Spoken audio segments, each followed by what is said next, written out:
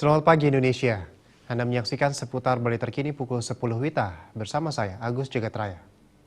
Wakil Bupati Buleleng Nyoman Sucindra di sela-sela pencanangan Pekan Imunisasi Nasional Polio mengungkapkan hingga kini masih ada daerah yang menolak vaksin polio.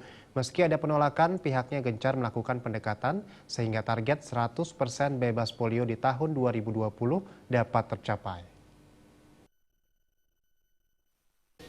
Mulai tanggal 15 Maret hingga 22 Maret 2016, Pekan Imunisasi Nasional secara serentak dilaksanakan oleh seluruh kabupaten kota di Bali, termasuk Buleleng.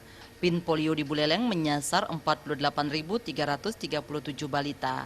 Wakil Bupati Buleleng Nyoman Sucindra mengatakan, agar Buleleng terbebas dari polio, seluruh balita harus memperoleh vaksin polio. Hanya saja saat ini diakui masih ada daerah yang menolak vaksin tersebut karena dianggap tabu.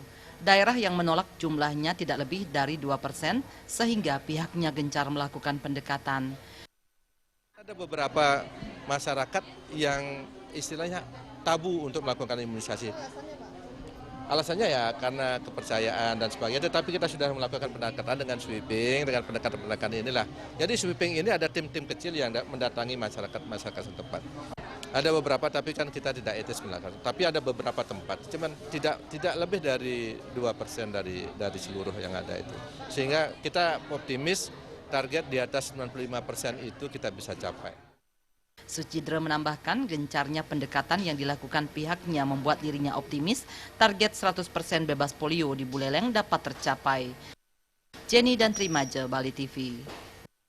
Pemirsa, demikian seputar Bali terkini kali ini. Nantikan informasi menarik kami lainnya dalam seputar Bali terkini 1 jam mendatang. Salam Indonesia.